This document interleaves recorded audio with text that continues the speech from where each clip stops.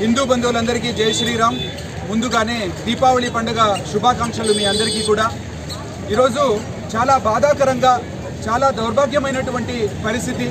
ఇలా రోడ్ల మీదకి వచ్చి భారతదేశంలో 100 కోట్ల హిందువుల జనాభా ఉన్నటువంటి ఒక భారతదేశంలో 78% మనము హిందువులుగా మనం ఉన్నాము. కానీ ఈరోజు భాగ్యనగర్లో సెక్రటరియట్ ఎదురుగా లుంబిని పార్క్ దగ్గర ఒక జాగృతి కోసం ఒక అభియాన్ చేయాల్సి వస్తుంది. అదేంటి అంటే ఏ ఒక అమ్మవారి యొక్క శక్తిని, అమ్మవారి యొక్క కృప పొందాలని దీపావళి నాడు మనము లక్ష్మీదేవి అమ్మవారిని పూజ చేస్తాము. అదే రోజు అదే అమ్మవారి చిత్రం ఉన్నటువంటి టపాసులను మనం పేలుస్తాం. అది ఛిద్రం అయిపోతుంది. దానిని మనమే తొక్కుకుంటూ వెళ్తాం. ఎంతోమంది దాని మీద ఉమ్ముతారు. దానిని మున్సిపాలిటీ వాళ్ళు వచ్చి డ్రైనేజీలో పడేస్తారు.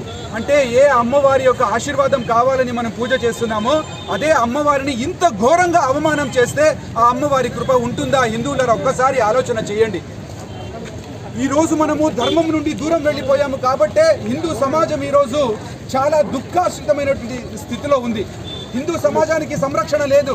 హిందూ సమాజానికి ఎక్కడ కూడా ఆనందము, శాంతి, సుఖం అనేటువంటిది లేదు. ఎందుకంటే హిందూ సమాజం ఈరోజు ధర్మం నుండి దూరం వెళ్ళిపోయింది.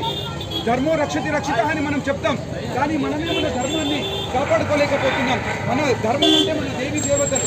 ఆ దేవీ దేవతలని ఈ రకంగా అవమానం చేస్తే ఆ దేవతలది, ఆ ధర్మం యొక్క శక్తి మన కోసము ఎందుకు పనిచేస్తుంది? హిందూ బంధువులారా, దీన్ని మీరందరూ కూడా చాలా సూక్ష్మంగా ఆలోచన చేయాలి, గంభీరంగా ఆలోచన చేయాలి. మరి ఈరోజు ఒక సంకల్పం చేద్దాం మనం అందరూ.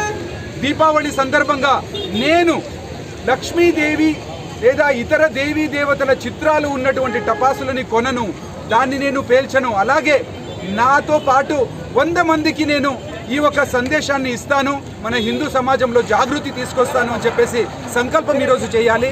అదే నిజమైనటువంటి లక్ష్మీ పూజ. దానివల్లనే నిజమైనటువంటి అమ్మవారి యొక్క కృప అనేది అవుతుంది. ఈ సందర్భంలో ఇంకొక ప్రధానమైన అంశాన్ని మనము గమనంలో ఉంచుకోవాలి. 295(a) సెక్షన్ ప్రకారంగా ఎవరైతే దేవీ దేవతల చిత్రాలు ఉన్నటువంటి దాన్ని ప్రింట్ చేసి అమ్ముతారో వాళ్ళకి నాన్ బెయిలబుల్ వారెంట్ ఇష్యూ చేసి 3 సంవత్సరాలు జైల్లో వేయాలనేటువంటి ఒక రాజ్యాంగం మనకు చెప్తుంది. కానీ దాని గురించి ఈరోజు ఏ రకమైనటువంటి శిక్ష అమల్లో లేదు. ప్యాకేజింగ్లో కూడా దేవతల చిత్రాలు పెట్టకూడదు, అది అన్ఫేర్ ట్రేడ్ ప్రాక్టీసెస్ అని చెప్పేసి దాని మీద కూడా చర్యలు తీసుకోవాలి. కానీ దాని మీద కూడా ఏ రకమైనటువంటి చర్యలు తీసుకోవట్లేదు. అలాగే మనం చూసుకుంటే ఈ సందర్భంలో మన యొక్క హిందువుల మనోభావాలు దెబ్బతీసే విధంగా కుట్రపూరితంగా అమ్మవారి చిత్రం ఉండొచ్చు, లేదంటే వినాయకుడి చిత్రం ఉండొచ్చు, లేదా దేశ పురుషులు ఎవరైతే ఈ ఒక దేశం కోసం పోరాటం చేశారో అలాంటి సుభాష్ చంద్రబోస్ వీరి యొక్క